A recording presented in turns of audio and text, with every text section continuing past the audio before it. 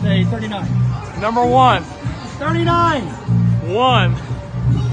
38. 37. 36. 35. 34. 33. 32. 31. 30. 29. 28. 27. 26. 25. 24. 23. 22. 21. 20. 19. 18. 17. 16. 15. 14. 13. 12. 11. 10. 9. 8. 7. 6. 5. 4.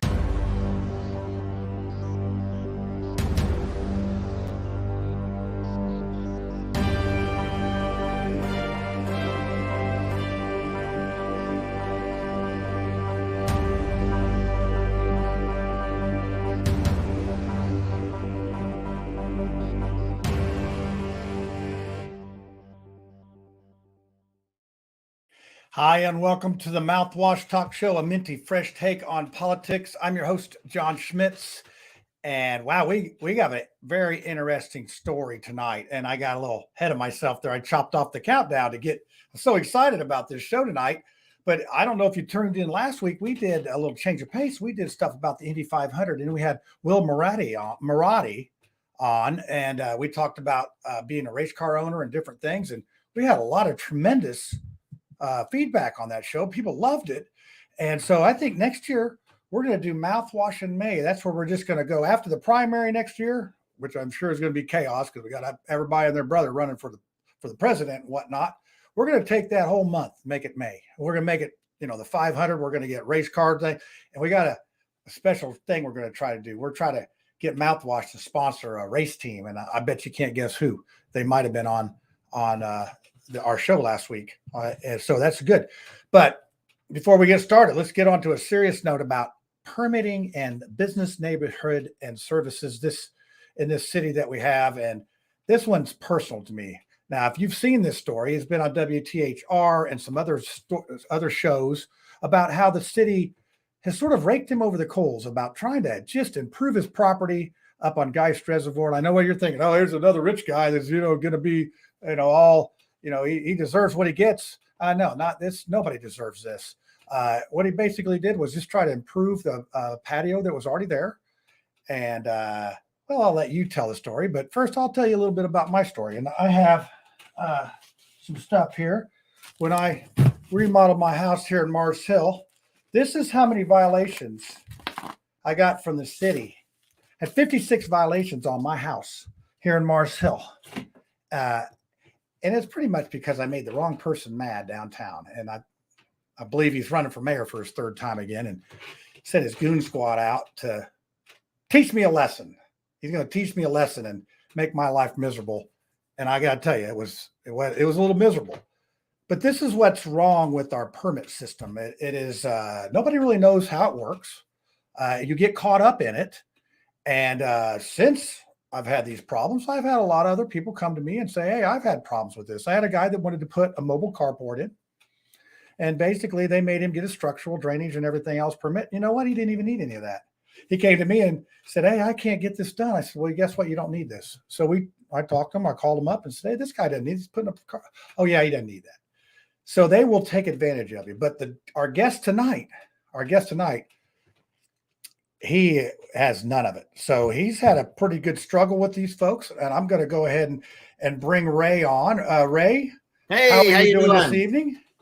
Nice to see you, John. I appreciate you having me on. Well, I appreciate having somebody else to commiserate about permit issues. Yeah, I can definitely do that. And I told you before the show, I said, you make me feel like I got off easy with the stuff that they made me do. But let's go ahead and tell the viewers a little bit about yourself, and then let's give the real brief description of sort of what happened. I will say I will do my best. Brevity is a gift I have yet to receive, but I will definitely boil this down a little bit. My wife and I bought this house in 2004, I think it was. And when we did, it had a patio on the lake. we live right on Geist Reservoir, and everybody's thinking, oh, God, a rich guy. No, we have 25 feet of lakefront. We have the smallest property on Geist Reservoir, lakefront, and it's ours. When we bought it, there was a patio on the lake, and so we enjoyed it and whatnot, and then we end up rebuilding it in about 2008 on the same spot. Again, we've only got 25 feet, so guess where we built our lakefront patio? On that 25 feet. So we end up with our daughters, our two daughters getting into Girl Scouts and our son getting into Cub Scouts. And because we have a fire pit out there, we were the people that were teaching the kids for Lawrence Township school kids, how to start fires for their merit badges and whatnot, and for the firecrafters. So anyway, the problem we have with our old patio is the back, it's a small patio. We're talking 25 feet by 25 feet. So, and it was a 2-level patio. It was a lower one by the lake and, higher one up away from it. The problem we had was the girls and the boys of the Boy Scouts were too close to the fire. So we moved the back wall backwards a little bit, the retaining wall. We moved it back and gave ourselves more room. And we've got pictures of this. We've got pictures of the old patio and the new patio with the same Girl Scouts on it. So again, why would that be a problem? You're doing this for a good thing. We're helping Lawrence Township school kids. And it's, just to be blunt, every race, color, and creed is out in our patio having a great time. I used to joke to my neighbors that I'm the only person in the neighborhood that spreads leaves and sticks and whatnot around his property so the kids can go and pick it up to start fires. So anyway, we rebuilt this. And during the construction process, we had a neighbor who was a bit on the grumpy side, shall we say, and he had a fit. And he called the city and the city ended up sending out a building inspector. So the construction was going on and everything, of course, came to a stop and everybody gathered around the inspector and the owner of the company was there. Real reputable, nice company. I mean, one of the largest builders of decks in the state. And, done tons of work, cutting edge hardscapes, great guy. And he spoke with the builder or the inspector, I should say, and spent time answering his questions, showed him the schematics, showed him full color renderings from every angle, like both sides, the front, above, elevation straight at him. And the building inspector said, okay, no stop work orders. And you don't require any permits. So our builder said, okay, can we keep building? And he says, yes, you can. You can keep building. And they put that in their report. And there was like 10 witnesses to it. And off we went. We, of course, kept going. A couple of days later, another building inspector comes by. It sounds like a joke, doesn't it? Hey, no, second builder walks to a bar. 3 building inspectors walk into a bar and they see Ray. Not one of them would have seen it. Anyway, second building inspector comes in and does the same thing. Looks at everything, same process, says no stop work orders. You can continue building. And the third one comes by, same thing. Again, same exact thing. Again, 3 city building inspectors. No stop work orders, no permits required. And so we kept building. And that was May 25th, 2017. So 2 months later, at the end of July, and this is 6 weeks after the whole patio was finished, the city comes out, an inspector comes out and serves 3 stop work orders. And I said, how do we stop work? It's done. It's been done for 6 weeks. And they said, well, you'll have to tear it out. I said, that's not happening. You guys told me it was okay. I said, well, you have to tear it out. I said, why? Well, we don't know. I said, what do you mean you don't know? Well, somebody says it's violation of, you've got setbacks, you've got, an above grade structure. I said, it's not above grade structure. There's dirt under it. And you guys said it was, it's not above grade. So we set up a bunch of meetings with the city. The city says, okay, you've got an above grade structure. I said, okay, what's the definition of above grade? And they said, well, it's this and it's that. And I said, no, where is it in the building code? And they said, well, that's what I'm trying to tell you. It's this. I said, no, I want to see it written down. And they said, well, that's where it gets kind of silly because we don't have a definition. I said, oh, isn't that special? So you don't know what it is, but you think I have one. So it's kind of like a cop pulling you over and saying you were speeding. Like, all right, how fast are I going? You're going 45. All right, well, what's the speed limit? Well, we don't know. Well, but I was speeding. That's really what this is. And the cop giving you a ticket. So anyway, we tried to work with them. And what we found is the same thing everybody finds out with zoning. First of all, they changed the name to Business and Neighborhood Services. I don't know what service this is that they're serving to us, but I don't know. It's difficult. We went down there and met with them and said, all right, what can we do to fix this? Every person we met with told us something different. It's a long and sordid tale, but everybody we met with said, okay, do this and you'll be fine. Okay, great. We'll do it. We're great. We did it. And we came back and they said, okay, you're all set. But then someone else would come in and give us something totally different. So we didn't know what to do. Finally, we met with one lady who said, all right, what you have to do is you have to hire an engineer, a structural engineer. So we hired a structural engineer. Structural engineer came out, went back and forth with the lady from the city multiple times. Like we're talking 10 or 15 emails back and forth. She says, we need this, we need that. Okay, you're almost all set. She says, great, you're set. Come down and get your permits. I said, oh, thank God. My wife was in tears, happy about it. Like finally this is done. So we go downtown, we meet with her, we file the permits. And about a week later, I get a call from the city, and they said, you are being prosecuted. I said, is this a joke? They said, no, you're being prosecuted. There's going to be police at your door when you get home. I said, police, like police. And they said, yes. What are we being prosecuted for? Do you have did you get a file switched and you've got me confused with someone who actually did a real crime? No, you haven't been cooperating. I said, I've been downtown like 12 times for meetings and we've done everything you guys have told us. Why are we being prosecuted? And they said, well, you are, and that's it. Goodbye. So we get home. Our neighbors are all gathered around. There's police at our door. My wife and I are both served warrants or papers or whatever it is. And we asked the guy at the city, could we be like dragged out of our house in handcuffs or something? Want to explain this arrest thing to me? He says, well, it depends on your actions. He has since denied saying we could possibly be arrested. But I said, we rebuilt our patio on our own property. Even the cop was embarrassed. So anyway, that was 2017 and 18, a little bit of 18. So fast forward many years and we're still fighting them. We're still fighting the city. Everything they tell us to do, they change their mind. The problem is everyone in zoning has the ability to give you something specific to do that isn't right. And anybody else at zoning can change that at the drop of a hat. And that's what we found out. If we found out one thing for sure is that everybody has full authority to tell you to do whatever they want, whatever they think is right. One person told us you need a concrete footer under your retaining wall. The next person said there are no concrete footers under any retaining walls on Geist. Another person said you can't have power down there. I said when we bought our house there was power down there. They said no, there wasn't. I said, we have an electric powered boat lift that has been there since we bought it. There had to be power down there. And they said, well, you have to tear it out. Maybe you can run an extension cord.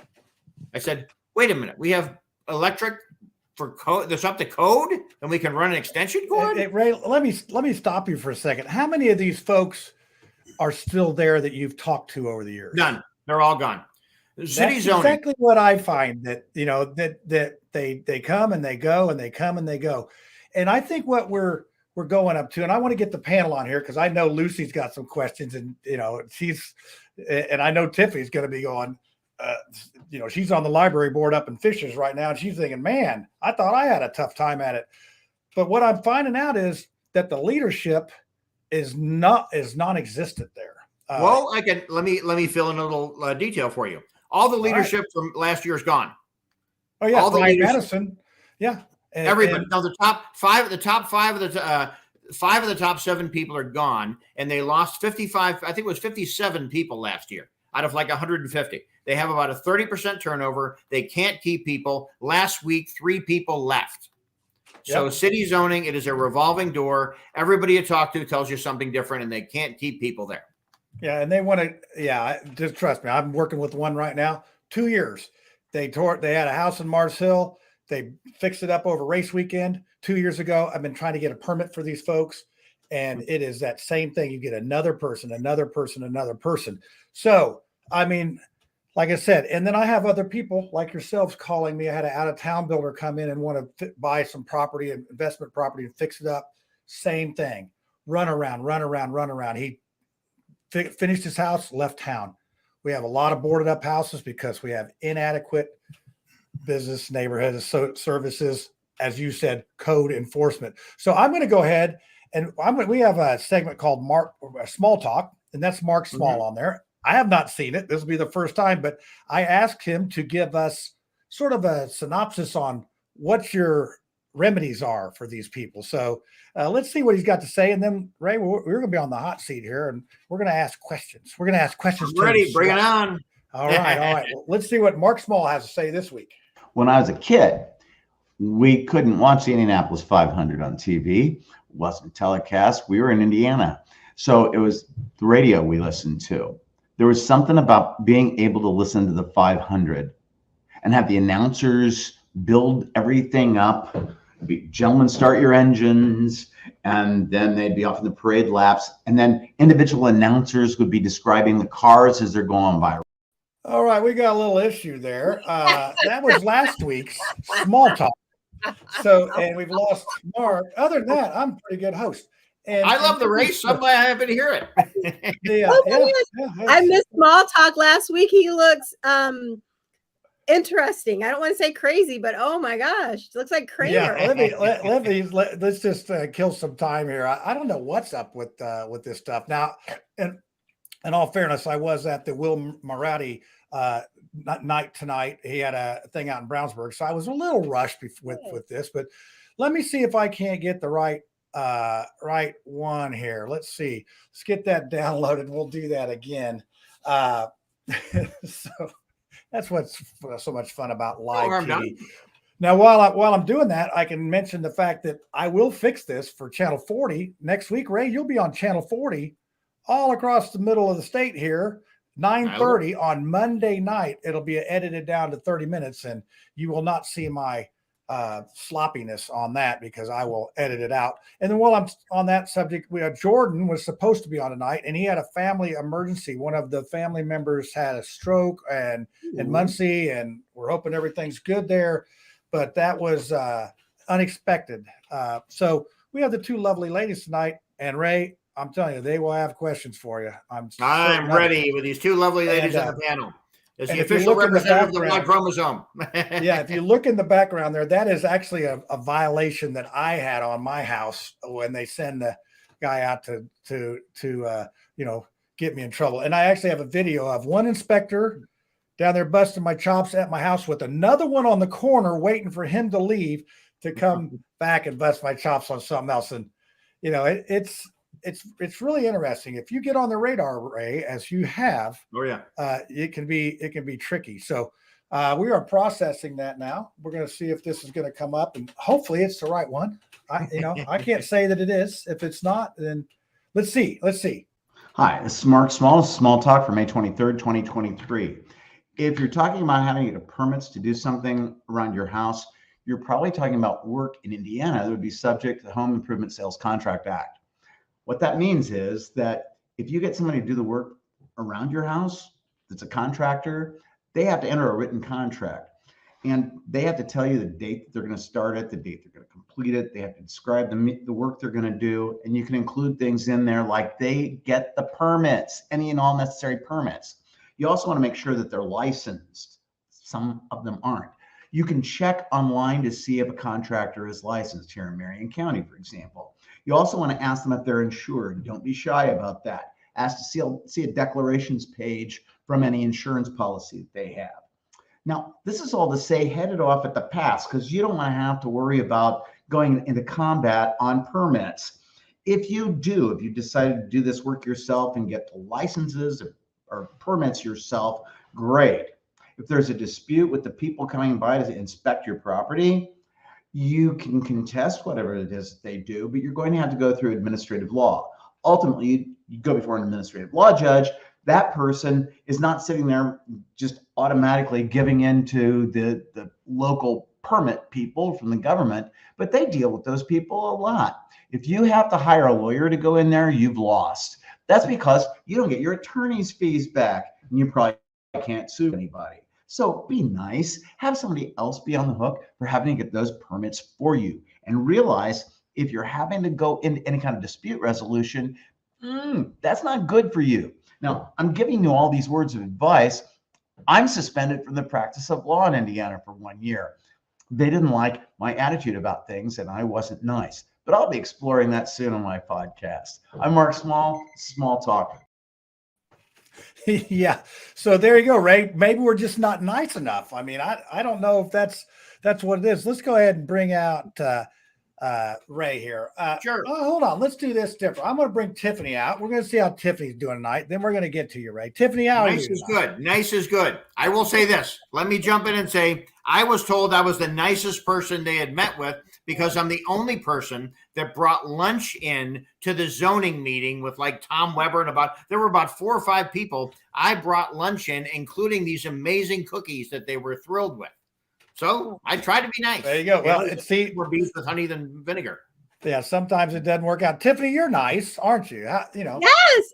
Oh my gosh, I'm one of the nicest people you'll ever meet. Okay, well, maybe we'll send you next. We'll send in another person. So how's it going up in Fishers, Indiana? Everything's great in Fishers. My client got an offer on his house today. Everything's looking good. Closing on another one next Wednesday. Everything is good up here. I will be we have our library board meeting on Thursday. If anybody's interested in chatting with me, I will be at the library board meeting. Please come and bring your questions. Can I heckle? Can I come and heckle? Well, actually, you can come and heckle, but that's called disrupting a public meeting, and you will be you'll be removed from the meeting. You'll get a trespass warning, and you won't be able to come back to the library for 2 years. So, oh man, I don't even go to the library anyway, so that's like throw me in the briar patch. All right, well, let's bring Lucy out. Lucy, how you going here? I'm just doing wonderful as always, living my permaculture dream. That is right. Hey, the gardens are no longer living near Geist and Fishers. So I guess I've got that going for me, Ray. I was on the Hamilton County side and not on the lake lot. Yeah, it sounds like he was on the Lawrence side. Yeah, I'm in Marion County, so. Well, you get a vote for mayor then. I think at this point, the only way we're going to get anything fixed, because my problem started 8 years ago, hint. And that's how long I've struggled with these situations here. So let's go ahead and I'm going to start out with Lucy, because I think I want to get right to it.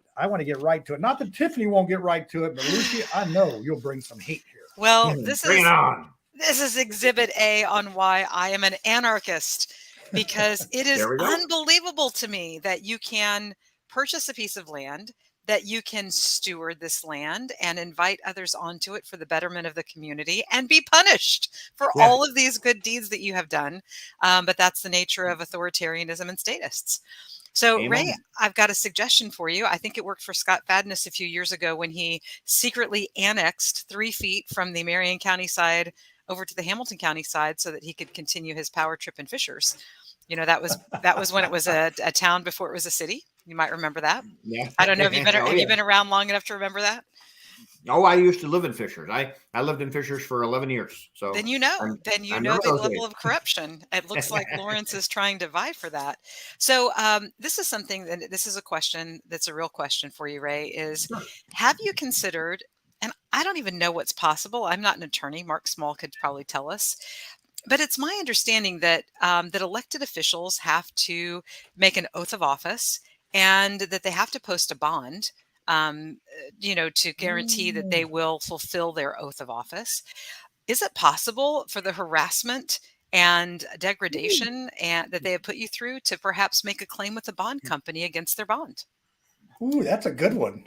That is one I've never heard. You're in virgin territory there. I love that. That's I will say, since our news story aired, we've had multiple law firms call us and saying you have the most clear-cut case of civil overstep, administrative overreach that we've ever seen.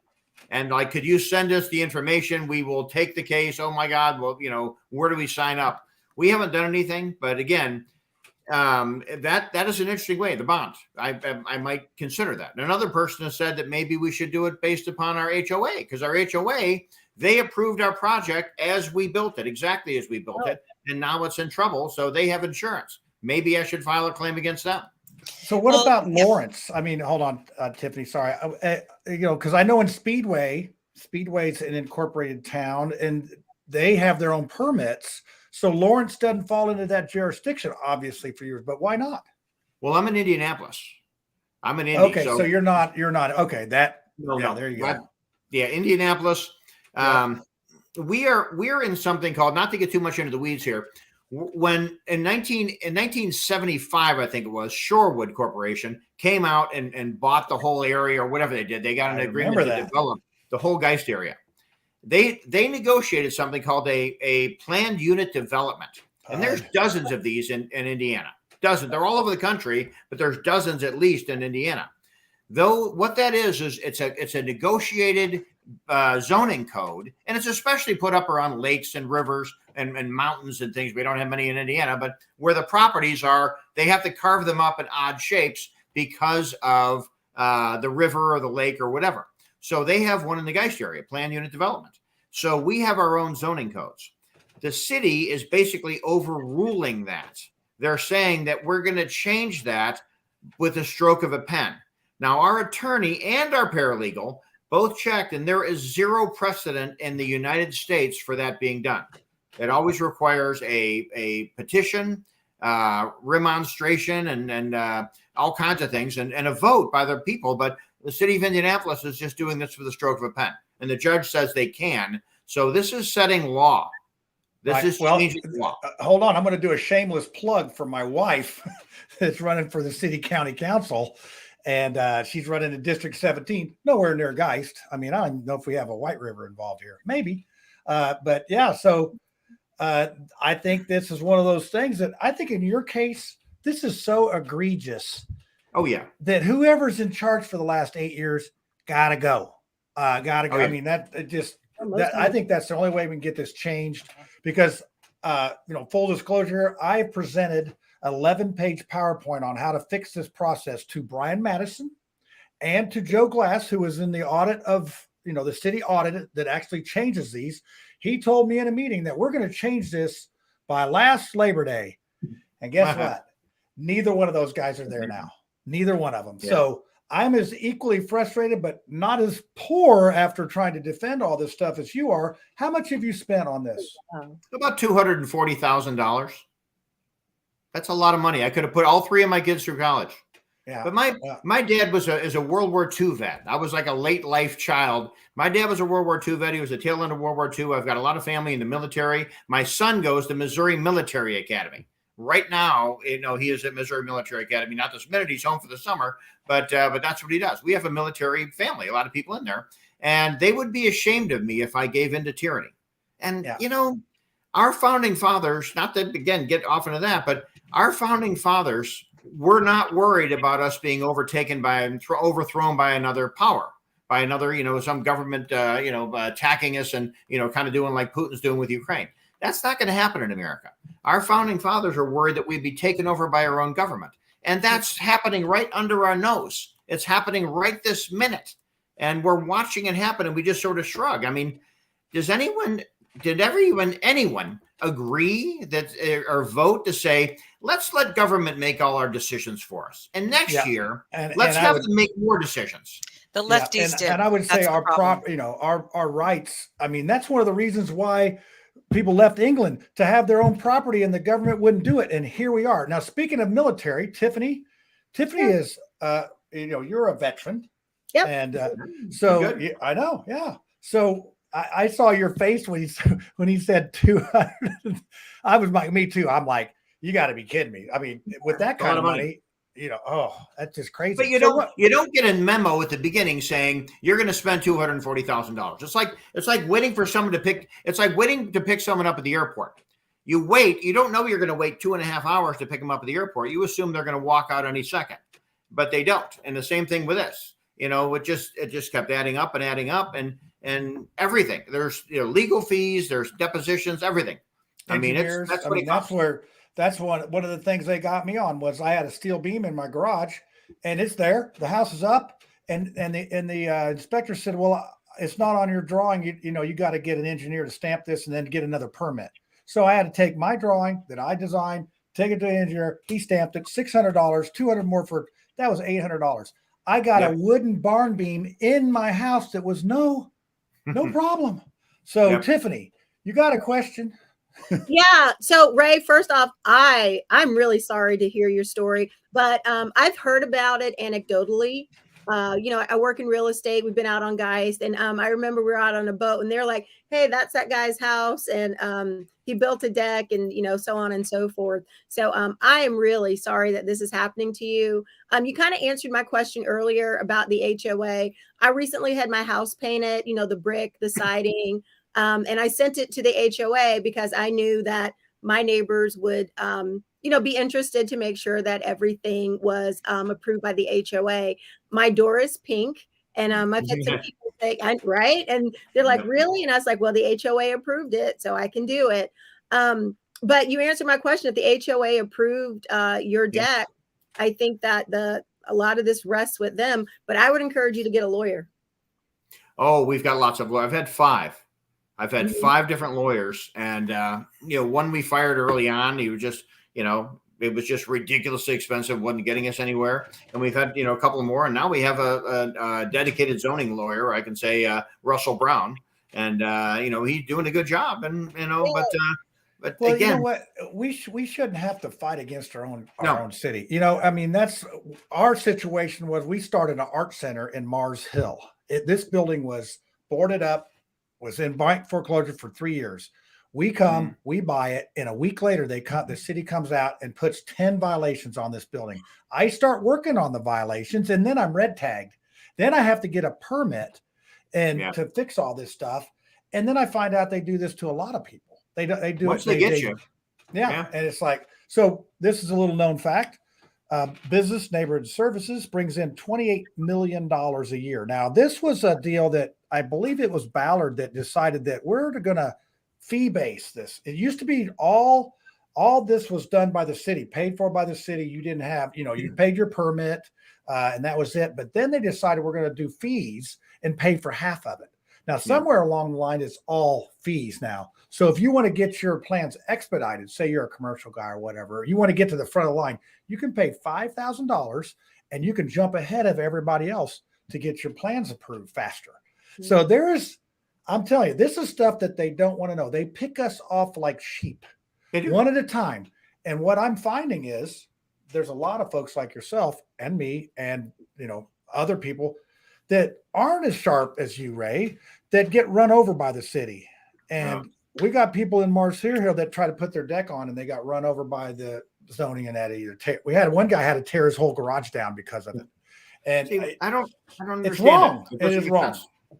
Where did we become the bad guys? That's what I don't understand. Weren't they civil servants? Aren't they supposed to be civil servants? I don't mind paying for the permits. I said, we asked the inspectors, do we need permits? If so, we'll stop and get them. They said, no, you don't. You need permits. If they would have told us to stop and get them, we would have without question. The fact is the permits aren't even that expensive. It's all the trouble you go to. What I don't understand is, okay, if I go into Domino's Pizza and I order the pizza and they give me the wrong pizza, they'll work with me. And I've ordered, if there's a problem, they'll work with me because they appreciate my business and they want to figure it out. And we want to, treat me like a good person and maybe come to a conclusion. I don't feel that way with zoning. Business and Neighborhood Services. Everyone I've talked to, everyone who's sent me a private message on LinkedIn or Facebook or Nextdoor, everyone says the same thing. They treat us like we are criminals. They treat us like they're the Gestapo beating on our door in the middle of the night, staring us down. All we want to do is I want to sit down with them and say, what can I do to fix this? But stick to it. If you tell me to do A, B, and C, great. I'm going to do A, B, and C, and then I'm going to come back and say, how's that? And I don't want them saying, oh, that person quit, and now somebody else wants you to do D, E, and F, and you have no recourse. Yep. Well, I'll tell you, and here's the icing on the cake. Guess what, Ray? They're going to property tax you on this. That's the problem. So this is a segue. We're actually having a property tax rally down at the State House on June 3rd, and I'm going to go ahead and play this. And we've actually added Councilman Michael Hart. And then also my wife is going to introduce him. So we have some speakers. I think you might recognize them. Let me roll this little 20-second thing here. And we'll see. Maybe we'll see you down there, Ray. You can bring down to set up a table on how to take a permit out on in Indianapolis. The funny thing is, I would have taken a permit. We would have gotten them. Oh yeah, So, I can already tell that you have way too much common sense to be dealing with those people. So here you go. Let's listen to this little flyer here.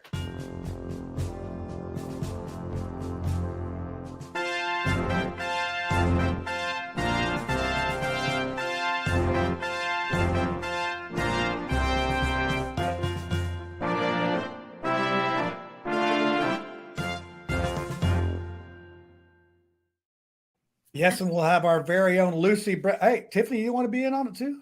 No, I have a question. Are we going to do lunch afterwards? Since Lucy will be after the thing, yeah. Ray's going to bring us cookies. I think I heard. It will be cookies. They were really good cookies. That should have gotten me off the hook right there with the cookies. I mean, everyone grabbed them and ran after the meeting. So I figured, hey, I'm set. Well, there was a suggestion earlier in here that you should have brought some weed laced cookies. If that's what it would have taken, I would have had the best weed laced cookies available in the city. I would have gone to one of the local bakeries and had to make them, and the entire business neighborhood services would have silly grins on their face. Steve Whitmer, they definitely need to chill out, because what I find is they are so concerned with their rules. I'm dealing with that one here that's in the floodplain. They are so they're just consumed by the rules and protecting their hind end, and they've forgotten that they're supposed to be helping us do this process. Amen. So, Tiffany, I see you got a question. So as you talk about, what do you call it? The business and services? Business and neighborhood services. Used to be code enforcement. So are they employees or are they appointed? Mainly employees. They're employees. I think the people at the top are appointed. But again, the original top people are all gone. Now the person in charge is a lady named Abby Brands. She's a policy person. Apparently, someone says she doesn't know anything about building or anything, but I don't know her. And Amy Wonder is there now. She's kind of the person with the experience. We've met with her at one point.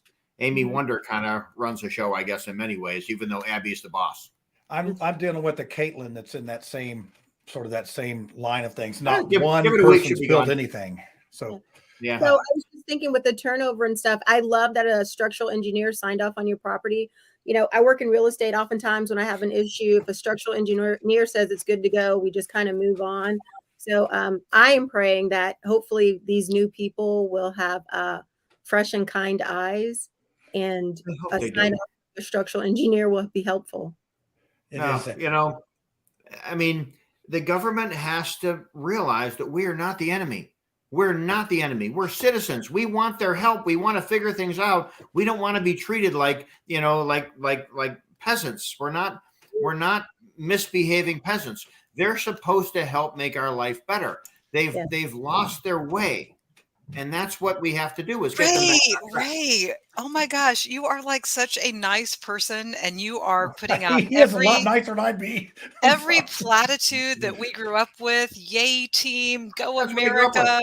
And unfortunately, that's like an advertisement for one of Bill Gates's software packages, and then you actually buy it, and now you're living the beta version, right? I mean, I'm the luckiest guy in the world. I've got wonderful kids. I've got a wonderful wife. We love our house. We're living the American dream. We really are. I started a company about 13 years ago now, and we busted ass, and it's working well. Amazing. And put out a plug. What does your company do? Is it something with consumers we can buy from you? Well, I used to be in the auto parts business a million years ago. And now I have a biotech research company that sells in the biodefense industry. So it's a natural progression, of course. Of course. I can see how that one goes to the other. Yeah, good jump, right? Good segue. But no, my company is VXP Pharma and VXP Biologics. We, without getting too much into it, we're a rep agency for contract research organizations, companies that make vaccines, things like that. And we don't make vaccines. I don't sell the vaccines or anything like that. We represent companies that are too smart to sell their own stuff, so we sell it for them to pharmaceutical companies. So it's kind of fun. Lucy's got no comment. That's what I do. Lucy's being nice tonight. Because we usually. I'm being nice tonight because Ray is so amazing, and because I'm gonna give you like a pass just for this show on the whole vaccine thing. Wow, this could be a first. Well, But keep in mind, I don't, I'm vaccinated. I travel a lot to some really weird places. So I've got to get like yellow fever and twin Ricks, which is, I've got to get all these other holes in me. I put my money where my mouth is on the stuff. I get them, but Hep A and Hep B, is a good thing to not get. And but again, I don't want to get off into the vaccine thing. It's don't one want of to those. go on that tangent. I'm a freedom guy. I'm a freedom guy. You don't want to get a vaccination, don't get it. There you go. So I would never grab someone, hold them by the throat, and say, "Eat this black licorice. I like it, so you have to like it too." I don't like black licorice. Well, we need a vaccine. Are you like a libertarian? Because that's a very libertarianish idea. Well, I'm kind of libertarian. I'm even more than libertarian. I think government bureaucrats are often overlooked as a potential protein source.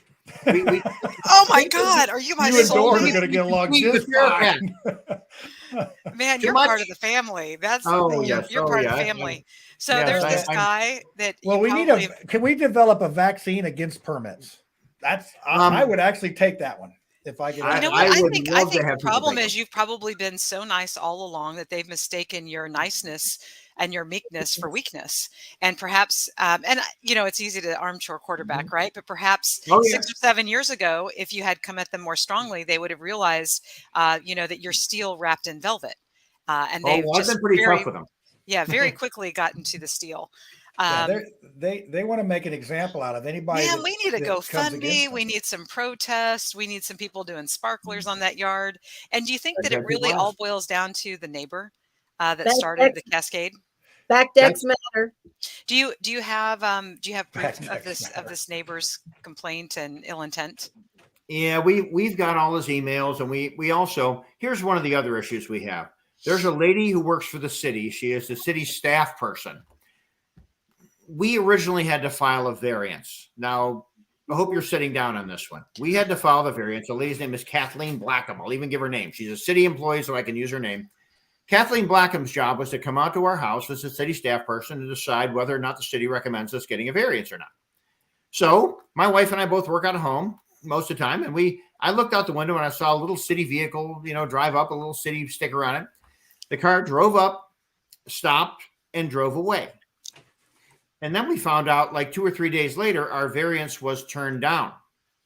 So at least a recommendation. So I called the lady. Hi, Kathleen. Very nice. Big smile. Got to be friendly. Hi, Kathleen. I understand you recommended turning down a variance. Yes. I'm like, oh, okay. Did you actually come to my house and see the patio? She says, I was at your property. I said, that wasn't my question, with all due respect. Did you actually stand on the patio? She said, I already answered your question. I was there. I said, I'm going to be blunt. I saw you and you're on my security cameras driving up and driving away without coming down to the patio. And she said, just like our founding fathers would have expected her to say, I didn't need to see it because I had already made up my mind. And meanwhile, all the air was out of the room at this point. I'm like, stunned. And I said, Kathleen, did you just say that out loud or did I imagine this? No, I didn't need to see it. Like, oh my golly gosh.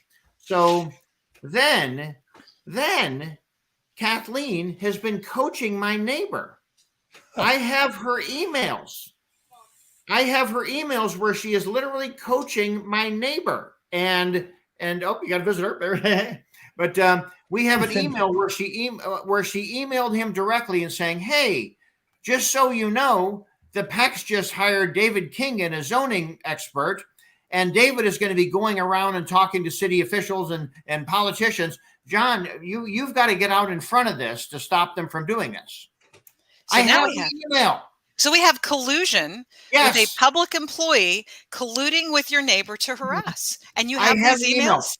I have all the emails. I mean, again, I'm no dummy. I run a company, and I asked for the Freedom of Information Act stuff. They refused. They wouldn't give it to us. I said, there's this law that you have to, do it. So they finally gave it to us, and I thought, this is the smoking gun. I sent it to the city. Crickets. Nothing. I said, your person. I have her email. I have Kathleen Blackham's email coaching my neighbor, and I have back and forth. And when he thanks her, get this. When he thanks her for her help, she says, no problem. We'll get through this together. Ah, that's so heartwarming. Don't you just love how government works? It gives me a warm feeling in my bank account. you know, where the money is flying out the window. I mean, I couldn't believe it. I'm showing my wife like this is. Has it Oh, created yes. has it created any liens against your property from the city? Oh. Okay. That's No. good. Have they No, 'cause- have they reassessed you with the deck included? With your, No, they have not. oh, they haven't? Really? You're one of the few. So, wow. Well, it just, you know, we're just trying to get it done with. We're trying to work with the city. But again, everything they tell us doesn't add any value to his home. I mean, like, what's the point of assessing the deck? I have a question. Oh, they'll find a way. I have a question. Do tell. If you were to try and sell your home, this would possibly create a barrier for you to sell Oh, your not home? possibly. No. Would not sell. I could not sell my home right This now. is I my couldn't give point. it You have been economically harmed, but until you've been economically harmed, but you don't get the I don't want to say value. You don't get the harm is not recognized until you actually try to sell it. So you need to try to sell it. Maybe Tiff, you could go ahead and list his house, and I could try and buy it, and it could get blocked. And There we go. Hey, I went out bid Lucy. I want this. This deck's pretty nice. I mean, you saw pictures I had. Oh, it's gorgeous. We love it. We were down on it tonight. The city said, we'll tear it out. I said, actually, you won't, because you'll have to go through my wife and I and my children. And they looked at me, and I looked back at them, and I said, really, you won't get it out. They made the guy in Mars Hill. This is when I first moved here 8 years ago. There was a guy that had built this, and he tore it down. I mean, I was, you know, at that time I was going through my own problems, and I just think that's crazy. I mean, I don't know. You know, like I said, I have one right now that's probably in that same situation. They say that we need to raise it 2 feet above the floodplain. I said, well, this house is already done. So, you know, it's in Mars Hill. And, you know, he said, well, you got to get an engineer. You got to get a structural guy. You got to have a plan. Right. I mean, not everybody's Ray Peck that can fork out this cash money. But, you know, these poor people in Mars Hill, they're screwed. I mean, John, do you have flood insurance? Well, not. It was basically... since we're down in the weeds, I'll give you the floodplain rules. Okay. So if you want to improve your house in a floodplain, then you can only improve it one time for half of your assessed value.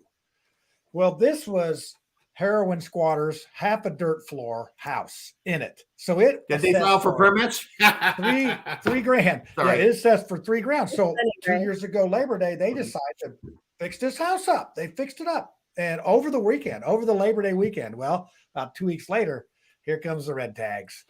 I've been literally working on this for 2 years to get this resolved. Last Friday, just in time for this show, I have one of these new city paper pushers, Caitlin somebody or other, that has gone back through and said, well, this email here a year ago says you have to do this, raise this up 2 feet or this or that. I didn't get the email. They had to forward it to me. I said, well, that's really nice. You didn't give me the email, but now we got to do this. So basically what has to happen is we're going to have to hire all these people to do all this work, just like you've done here. And by the time you get done, it's just impossible for a person without means to do. And to me, that is tyranny against a poor person in Mars Hill that just should not stand. And your tyranny is just as bad, if not worse. Yeah. You know, with this situation, why? I told him at one point, I said, why don't you just lose the paperwork on this? You know what? I mean, literally, we had heroin squatters in this house in our neighborhood. Somebody comes in, fixes it up, and that's a sin. To me, I just, you know, throw the baby out with the bathwater, the Pharisees, whatever you want to call them. It's it is. I mean, you want to hear a really, really ugly and dangerous side to what we found out. Back at the end of December, a judge looked at our case and said that we were wrong to depend upon the opinions of 3 trained city inspectors. So we were wrong to do that. They said, and you should have gotten permits, even though the city inspectors told us not to. And we were told by our attorney that they could take our house. They could take our house away from us, and we might consider just walking away from our house. Like packing up and leaving and turning it over to the city and starting over somewhere else, so we wouldn't have to worry about this, and the city would sell it and keep the fines out of it. My daughter, Gabby was 16. Actually, she had just about turned 17, right around her birthday. She was really upset about this. She said, it's the only house she's ever lived in. So So Gabby was home one night. My wife and I were out. We went to an event and we were at the Slippery Noodle downtown. We got a call from our daughter at about quarter to 11. She said she wasn't feeling well. Like, okay, we'll head home. I called on the way home and she was screaming in pain. She says, hurry up and get home. We got home, and this is all documented. And I sent it to the city. We got home. My daughter was in the shower in her clothes with hot water hitting her stomach because the only way she could not be in pain, and she was having trouble breathing. And this is documented. This isn't something the city would say you made this up. I sent them like 30 pages of medical paperwork. We picked her up, red splotchy face, having a hard time breathing, took her to Community North. Now it's like 1 o'clock in the morning. They CAT scans, all this other stuff. The doctor comes in at 4:30 in the morning and says, your daughter has a perforated gastric ulcer. It is a stress-related perforated gastric ulcer. Her stomach is open and the air is going through her stomach, getting on top of her lungs, and she can't breathe. This is an athlete, a swimmer, a softball player. She could die, and we're taking her right now to Peyton Manning Community Children's Hospital. She's being operated on in an hour and a half. I said, do we have to drive her? No, she is going in an ambulance with us and the nurses. She could die. My wife and I froze. We're like, we were watching Blues, and then our daughter was dying. And it was a stress-related gastric ulcer. Like I said, I have all the paperwork. We took her there. They operated on her. Thank God she's good as new. They caught her. They fixed it. She is good as new. And I said, and the doctor talked to her, said, where's your stress, honey? What is causing this issue? And she said, my mom and dad were talking with their lawyer, Mr. J, she calls him, and he said we could be thrown out of our house, or they could take our house from us. And they might or they might not. And we're like, honey, we'll be okay. We'll be fine. She says, I don't want to lose my house. This is my house. If I would have run into a city employee at the hospital when my daughter was almost killed by them, let me say that again. When my daughter was almost murdered by them, I wouldn't have been responsible for my actions. Their actions almost killed my child, my wonderful 17-year-old girl. And if you look on the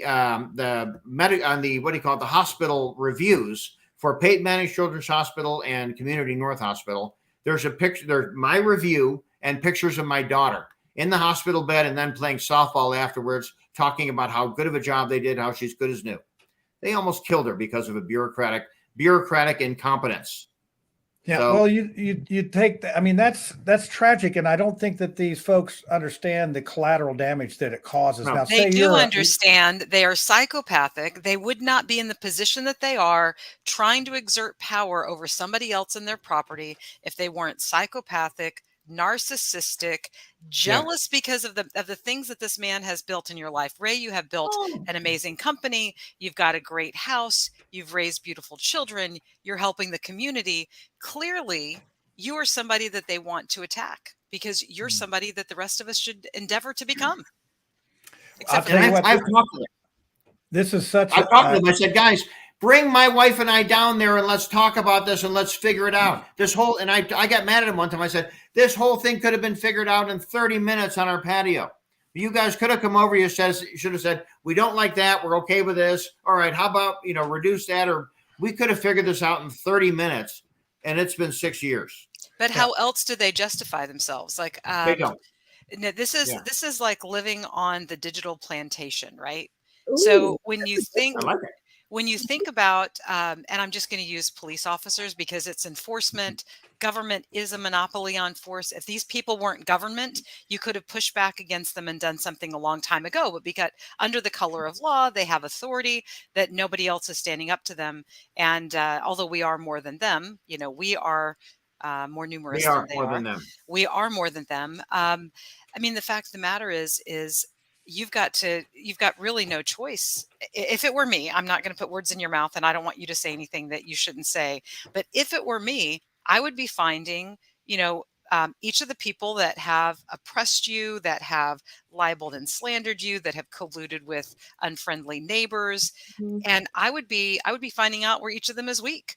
that they have problems on their property. What's going on in their personal life? Are they having an affair? Can I hire a private investigator, to expose them? I mean, there is really, short of, of actual murder or some other criminal act, man, I'm going for it. And what's legal is not necessarily moral.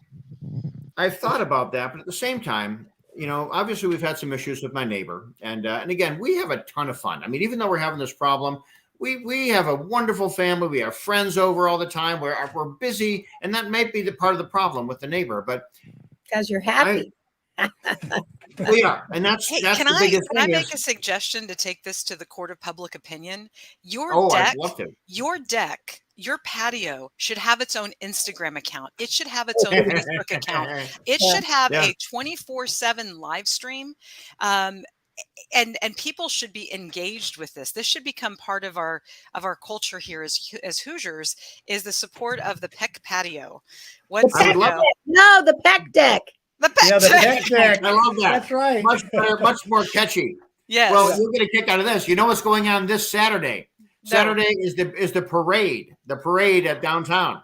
Yeah. My son, my 16-year-old son, is the youngest Gordon Piper by like 30 years. He's a bagpipe, professional bagpipe player, and he is going to be in the parade. A Canadian band, the oldest non-military band in Canada for bagpipes. They're in the parade too. So I think there's like 15 or 20 of them, and there's like 15 or 20 of the Gordon Pipers. We're having a welcoming party for the Canadian band, and we're having a big party. And guess where it's taking place, including a concert on the deck. On the deck. I want to come. A word that starts with an F. Hey, are we invited to the Peck deck? The Peck deck is where it's going to be. There's going to be 30 or 40 bagpipe players on my patio at 7:00 this weekend on Saturday, and at the end of it, I would love if each of them would moon the and spell out, kiss my butt, Mayor Hogsett. But again, there's going to be 40 bagpipers on our patio this weekend for a concert at 7:00. Dude, 7 p.m. that is. Lose his mind. What's that? Your neighbor's going to lose his mind. Oh yeah, he probably will. And he has 120 feet. We have either 110 or 120. We have 25 feet. We're trying to be nice. We try to get along. I mean, one thing I tell my kids is, okay, they know that he's been rather mean to our family. And I said, when you see him, you be nice. They're like, Dad, why? I said, I refuse to let him make our decision about our attitude for us. Yes. If his actions decide what kind of people we are, he's one, not us. If he's mean to us and we're still nice, that's a victory in and of itself. He doesn't get to choose our attitude. They say, hi, Mr. John, how are you? And they're nice to him. I refuse to let other people decide. I know. What's that? That's got to chap his butt. Oh, it does. Yeah. Be nice to your enemies. It pisses them off. It's an old proverb. It's like being nice to your enemies, like pouring hot coals in their lap. And I'll tell you, Ray, I think that, in any of these situations, public outcry is really the only thing that makes a politician move. And I'm saying anybody that's viewing this show or looking at this show or thinking, oh my gosh, if you pull a permit or you get into a real estate deal, this could happen to you. Yes. Everybody is the next victim. Yeah. November is coming around. It's time for some new folk in office. And this is not that hard to change, not that hard to fix. But the first thing you got to do when you're digging a hole is quit digging. Yes. So Ray, we're getting close to the end of this, and I'm going to go along with Lucy. You've been one of the nicest people we've had on our show. That's been literally a flock of birds have pooped on your head, and you're still smiling. I mean, it's like, what's up? So we appreciate it. Now we do this thing called conspiracy theory. I mean, you can surely stick around, and if you have a conspiracy, you can throw it in. We have little tinfoil hats and whatnot, and I think Lucy's going to have one. I'll make something up. Tiffany doesn't have any, but I have one. It's about the missing socks I have. What happens if I'm missing socks? All right. Well, hey, save it. We'll keep you on here. You won't be on the hot seat John anymore. probably comes in your house and takes them. I do. I lose sunglasses, but I never find them. Let's do this. We got I got to do one advertisement here, or one big sponsor. Lucy's been sponsoring them the whole time from Beanbo. But I'll tell you what, Beanbo needs some drivers and they need some workers here. It's simple. You just got to take the bread to the store, and there's a lot of opportunities. They pay very well. Yeah, they pay very well. And here's the number you call. Call Becky Morris. She needs help. So you call her and you could go get a job and do this. I mean, unemployment's at 3%. I mean, come on, but a guy's got to eat bread. I mean, that's they do. I got all my Twinkies and whatnot. Show me the bread. Show me the bread. I didn't warn you about this little intro here to the next thing, Ray. So don't laugh too hard at me because I got these are not my natural teeth here. The ones here in this picture are. So here you go. Hey, y'all, better get your tinfoil hats out. It's time for the conspiracy theory. Come on now, let's go. I love it. All right. We keep you up there. So yeah, we have this thing called the conspiracy theory. Yeah, that's I didn't warn you. I'm just because I don't have a lot of hair, it kind of looks like tinfoil up there. So yeah, well, and we had other people that have fun with that. So, but what we do in this segment is we come up with conspiracies, and Lucy always has one that has. Who does it have in it, Lucy? All the time, Bill Gates. Bill Gates. Yeah. The patron saint of all authoritarians. All the conspiracies. So Lucy, go right ahead and tell me the conspiracy theory that you might have this fine night. Well, the only conspiracy I have is going to surround Ray Peck's property here, right? It's got to, and of course, it has to do with Bill Gates. So what's happened is that Bill Gates has teamed up with Nestle, and just like Nestle went up to Michigan and they drilled down and then sideways to drain Lake Michigan, I think Bill Gates actually wants to drain Geist so that he can go back and see all of the old houses and the log cabins that are actually under it from where they flooded, and he's just trying to do us all the favor of restoring the ability to drive from one side to the other and take that away.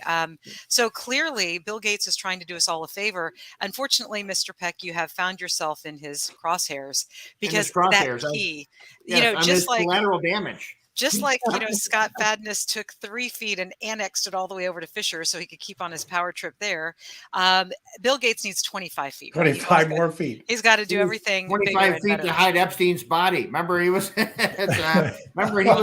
his wife divorced him as soon as that, they found out about Epstein's guest list. Suddenly his wife's running for the hills, and Bill Gates, oh, well. That was, interestingly enough, if you go back and look at the arrangements that they have, I think theirs was an arranged marriage. I think Melinda French marrying Bill Gates was an arranged marriage for power families, because Bill Gates negotiated his annual mistress visits right up front. For those of you who don't know, instead of X's and O's, he had ones and zeros. He did. but Lucy, you say that you said Nestle. Well, I'm thinking of another Nessie. This is my conspiracy theory that actually Nessie, the Loch Ness Monster. Tiffany, you've never heard of the Loch Ness Monster? I've heard of the Loch Ness Monster before. Well, that's one of my first conspiracy theories. All right. Well, it's in Geist. It's been moved from the UK. It's in Geist. And I know it's only like 14 foot deep, but it just lays real low. It just doesn't. Unless he has wheels on the bottom of her. Yeah. See, it's not even a conspiracy. It's well known. See, Ray lives right up there, and he's out on the deck. He's probably seen it. But, they have a pact up there, a pact that they can't talk about it. What stays in Geist, what happens on Geist stays in Geist. Oh, yeah. At least that's what one of my friends has a boat out there said. So, hey. So, Tiffany, have you ever been out on the Geist Reservoir in a boat? Yeah, I've been out there boating with friends. I did the polar plunge. I think it was in January. I did. Shocker, right? So we did it. They held it at the Geist Waterfront Park. That's a whole other conversation about the parking there. But $50 parking. Right, for people. Well, priorities for folks and fishers, and we want to keep it safe. There is a maximum capacity there. So, but I did that, and it was fun. It was invigorating. So yes, I have been at and in Geist. So yes. Oh, but my conspiracy theory. Oh, you got one? I do have one. So, I was in DC, I think like 2 weeks ago, and spent some time listening to some of our Congress people talk and just taking it all in. And this is probably a topic for a whole other show. But I believe America is currently under attack, and you probably know who the invader is. And the average person does not know or understand what's going on. Yeah, the invader is Karl Marx from the grave. He's come back.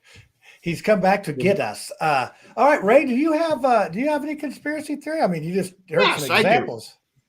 I would say my conspiracy theory is the government in Washington isn't just incompetent. This is malice. They're thinking this through. This is a plan. This is the plan that is causing all this stuff to happen. This is, they truly do want to, kind of destroy America so they can rebuild it in their own image. They want to, you have the government elite, the permanent bureaucracy. They feel like they are in their expertise and their eliteness. They're they feel eugenicists. Yes, they literally yes. believe that we are unfit to live, and Yeah, that they really do, and that's what they want to get us down to, 500 million or less in harmony, just like the Georgia Guidestone said. And the World Economic Forum is not even, it's not even the capstone, and there are people above, Satan Klaus. Well, if the worse it gets, Klaus Schwab, the more bad ideas they have, the worse it's going to get, and the more excuse they have to take control. Oh, we had to save it. America was falling apart, so we had to save it. What they're not bringing up is it's falling apart because of them. Well, now that the petrodollar is going to be no more. First it was Bretton Woods, and now it's the petrodollar, and people don't even know what's about to come. We're with before my next grandchild is born, definitely before I'm a great grandma. We're going to be a third world country. I give us till 2025, 2020, 2030. I'll tell you what, Lucy, I am planting my garden in earnest this year just because of your warning. Can I put in a plug? I would never even probably eat unless I was starving. So I'm going to put a plug in for Doug Casey, C-A-S-E-Y, Doug Casey of internationalman.com.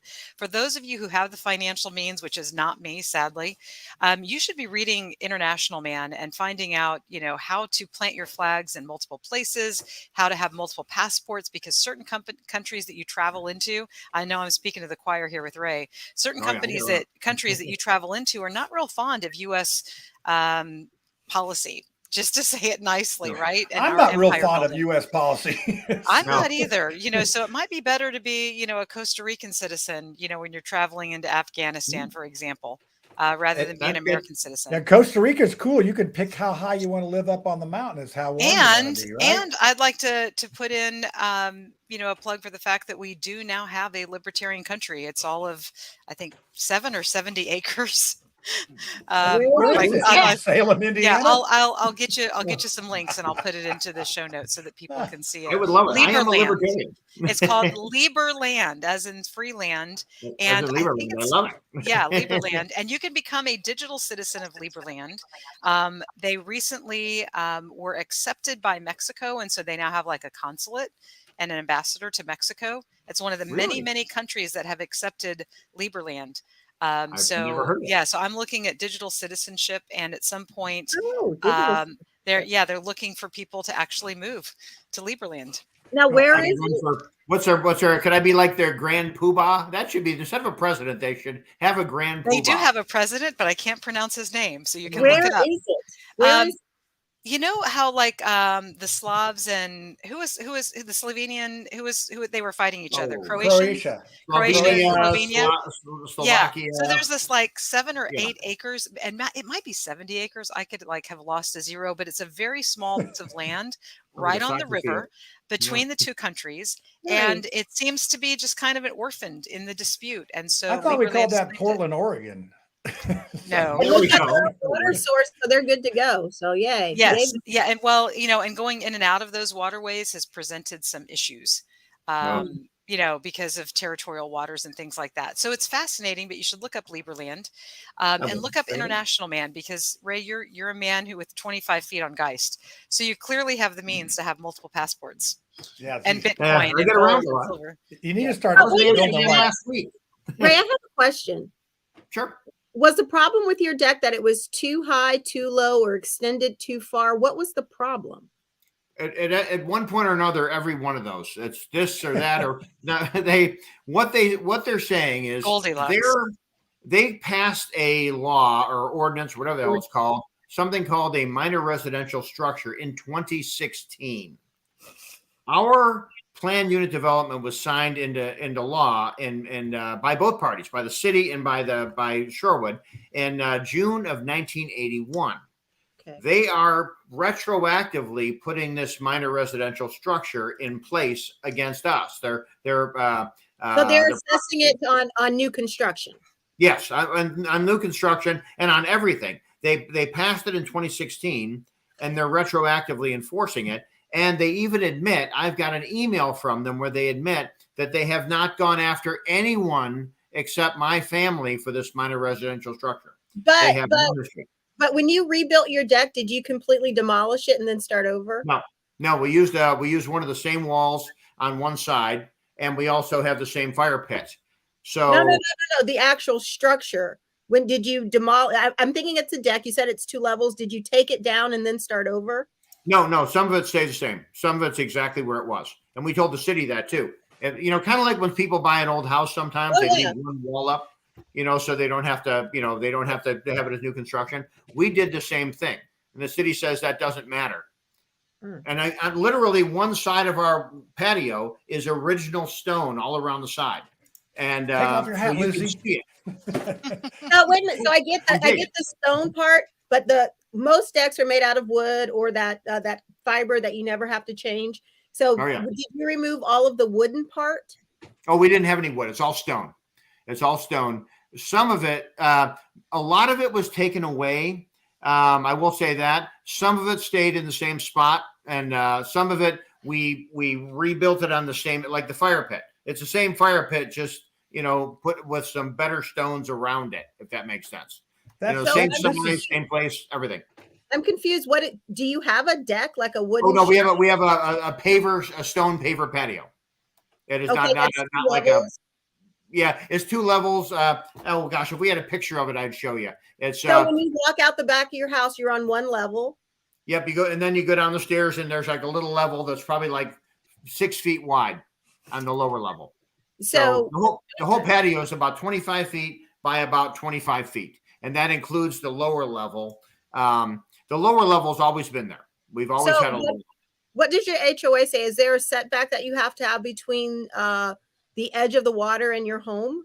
No. That's, you can go right down to the lake. Everybody does that. So that the HOA approved it exactly as we built it, and I bet you probably 25% of the houses on the lake.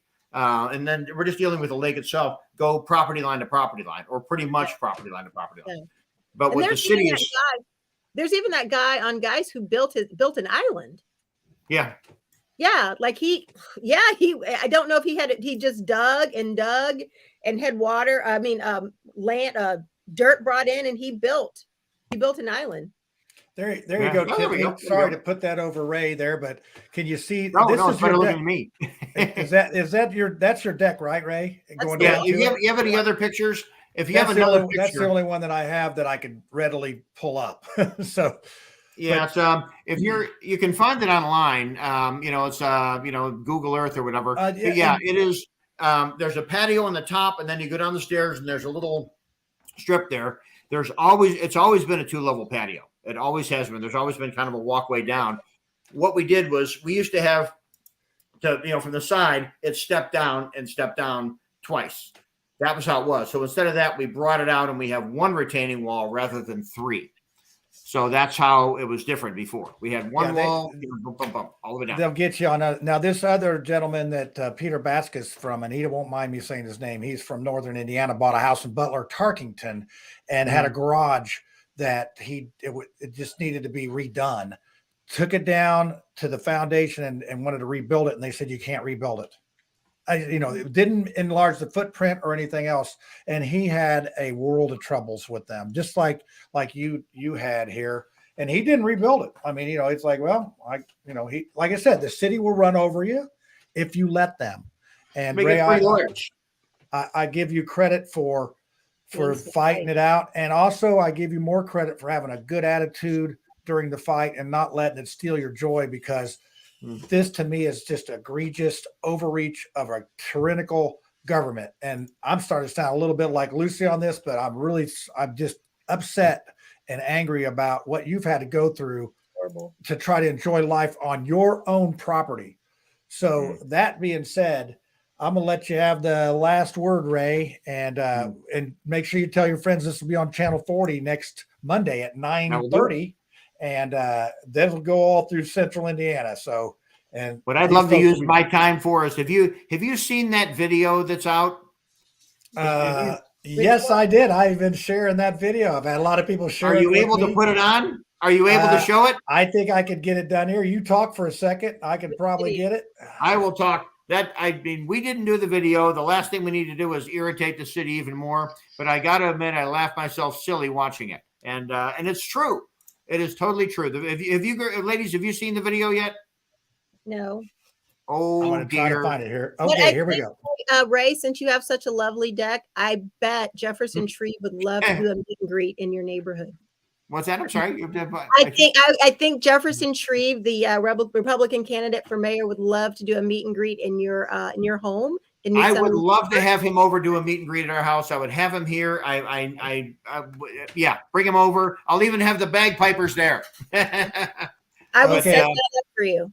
I think I can do this. Let's see here. Make sure it has volume. It's really good. Yeah, I will. I can get this going here. Hold on a second. Let's get it. Yeah, bring Jefferson over. I'd love to have him over at the house. I think we can make that happen. So, okay, bear with me on this. Let's see if I can get this done without having too much trouble here. Oh, here it is. Yep, expand. Yep. I got to expand it more. Hold on.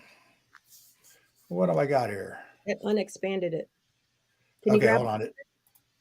But that is the video. I recognize it. Okay, hold on. Let me go. Is this the Peck Deck video? Has it got sound? It has sound. We don't hear it now, but there is definitely sound. Let's see. Hold on. Why don't I have sound here? Let's pause it. Let's see if I can get it going here right. There's sound there. Yes. I'll stop sharing for a second. Sure I know I can do better. Part that's edited out. But I'd love to have you play that. People would love it. It's hang on. Now I can play it if you can change it to me? I can maybe put it on I can do that. Let's see. Screen sharing here. Okay, if you give that to me, I will hang on a minute here. Let's see. At the bottom. Let's see. I'm trying to think of how I can hold on. Let's see if I can do this. I'm going to have to do it from my end, Ray. But I definitely want to show it because it sums it up quite nicely on how this is a clown show. And I just have to get this thing. Yeah, if you could give it to me, I've got it up right now.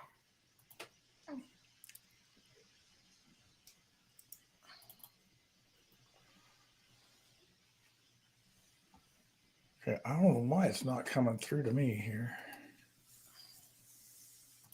Now, are you able to give me the screen? I could just play it or whatever you want. Yeah, I cannot give you the screen. That's the problem here. If you look it up, I can tell you where to look it up if you want to get it on YouTube. Yes, let's do that. And I might be able to. We can put that in the chat there. I'm sorry, I cannot get it. I can't get sound for some reason. Can you look up YouTube? Pull up YouTube. It's okay. Okay, look up. It depends. Bureaucratic underwear. It depends. Bureaucratic underwear. But wait, there's more. You'll love this. It depends. Bureaucratic underwear.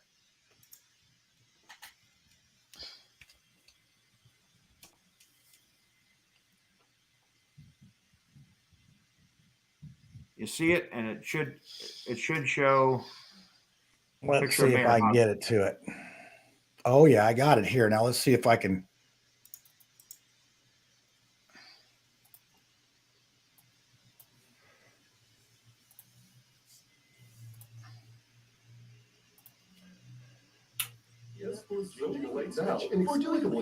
Oh, I got it like going to two different places here. Hold on.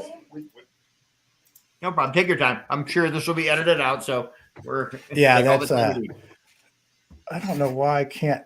All right, I'm not hearing it on this end. Let's see. Let me try it, and we'll see if we can get it to go. Share screen. It depends. Share. Or Okay. a trellis that's built on. Okay. Oh, yeah. Has it got any? Has it got any sound to it? Hey, Indianapolis It homeowners. does. Okay, It open does? that up. You have to do the whole Okay. screen on that. Indianapolis homeowners and builders. Are you becoming increasingly confused and exasperated because you can't get a straight answer from Indianapolis zoning? Now inexplicably called Department of Business and Neighborhood Services. And let's be honest, with this kind of leadership, why wouldn't you be confused? When do folks need a permit and when do they not need a permit? Unfortunately, there's not a clear this or that answer. It just depends a little bit on the type of improvement that is proposed. If someone has a fence or a wall or a trellis that's built onto their deck, would that need a permit if it's above 18 inches? It would really depend on the scope of their project that is identified on their plans. What about a fire pit that's built in as part of a deck? I think that's hard to answer. I think that depends on the nature of that improvement. And again, we'd have to see the plans to be able to make that determination. We've got your back. Well, at least your backside. Introducing, well, it depends undergarment. Brought to you by Indianapolis Mayor Hogshead and the fine folks in the Indianapolis bureaucracy. Are these dedicated public servants asking you for permits for everything from planting petunias to changing a light switch? Or do you need a permit to enjoy the gravity and oxygen in your own home? Well, when wearing it depends, It just depends. you'll say, bring it on, bureaucrats. Don't let the stress and expense of the endless filling out and submission of forms get you down. No longer will the insufferable doublespeak and politibabble take its toll on your day. Never again will you have to endure the effects of these horrors that can cause that so inconvenient and embarrassing loss of bladder and bowel control. Rest easy with comfortable and effective It Depends. From the innovative minds of our illustrious mayor's new efficiency program.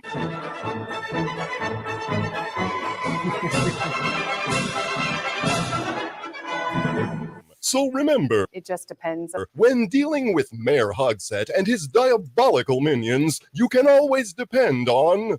It just depends. This message brought to you by the fine people at Department of Business and Neighborhood Services, formerly Indianapolis Code Enforcement, where we steal your freedom and sell it back to you one permit at a time. We're not here for you. You're our personal ATM.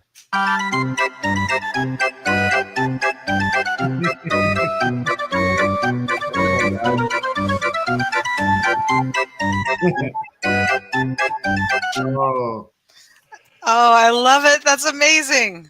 That is giving clowns a bad name right there. It is giving clowns a bad name. Putting oh my God, putting that on. Someone there. did a great job with that. That I mean, and you know, that's just obvious that there's other people that have been through this. Like I said, they pick us off like sheep, and until we all get together and throw these bums out, this is what we're going to get. And because they refused, they've had opportunity to fix this, Ray. I've given them opportunity. I've met with them. I've seen the tyranny over since Joe Hogsett took office in 2015. They brought this Muni code in that erased the 2005 code, and it's just unaffordable. I mean, and the same time they talk about affordable housing, and yet there's a study in Florida that they did that added $6,000 to a project just because of red tape and permitting and time delays, not the cost of materials or permits or whatever. Time delays were that, and that's in Florida. Here, it's got to be triple that. Did you hear the one in San Francisco? They were trying to put a one-holer, a bathroom in the middle of town. Not even a bathroom, just a toilet for an outdoor toilet in like a town square. And the quote was like $1.4 million. One of the local builders said, "We'll build it for free. We'll put it in." And the city of San Francisco said, "That's fine, but there's still going to be $1.2 million in project management fees and permitting and studies." And the company said, "I'll build it for free." But again, you can look it up online. San Francisco, $1.2 million for a free toilet. I offered to put sidewalks. I think it depends on if your neighbors like you and who you have pissed off. I think that's it depends. It depends on who's going to call it in. I mean, essentially. Yeah. If my neighbor hadn't called it in, we'd still be fine. No, Yeah, I mean, again, we rebuilt it in 2009. I don't want to rat out my neighbor, but they pulled their RV in front of the back of their house and put a room addition on. Oh my God. And then pulled the RV away. Oh, ta-da. So, by the way, and I'll tell you, the art center, the house had a baby. When we bought the art center, when we went and did when we went to close on it, they had added on 900 square feet in 2002 that never showed up on the tax roll. So that's the other thing about permitting. They want to make sure that you tell them so they can tax you more. This is the guise of, and all this is under the guise of safety. We want you to be safe. And safe from having too much money. Hey, Ray, I have got a suggestion for you. The vice presidential candidate of the Libertarian Party last cycle was Spike Cohen. He is a Spike. Yes, he's a super cool dude. Awesome backstory. Warrior for liberty.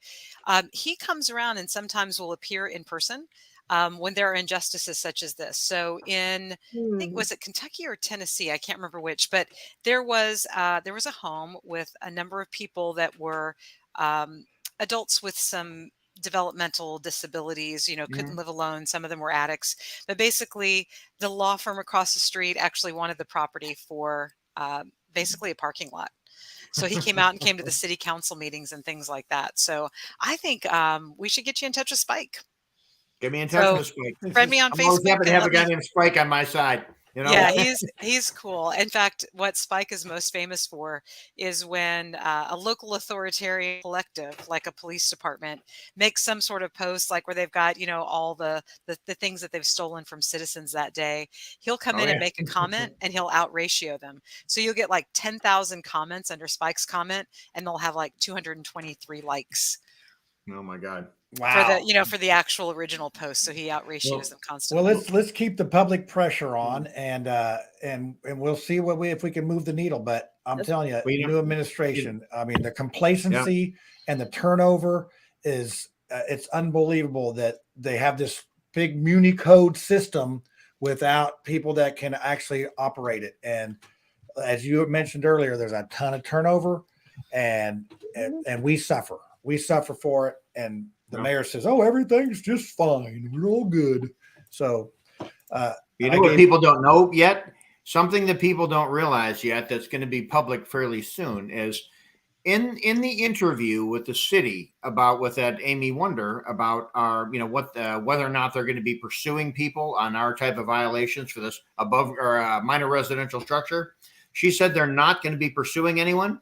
I happen to know in the past, I think it was week and a half since that article came out, almost 30 families have been turned in. I think it's 30. I'm wrong on the number, but it's more than 15. It's probably less than 30. But people are turning people in for these minor residential structures now. So people are getting, you can see it. It's public record.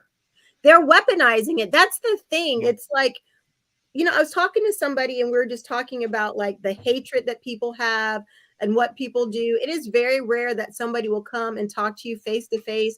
They're going to do something on Facebook or social media, or they're going to call the authorities against you. They're going to weaponize the world around you.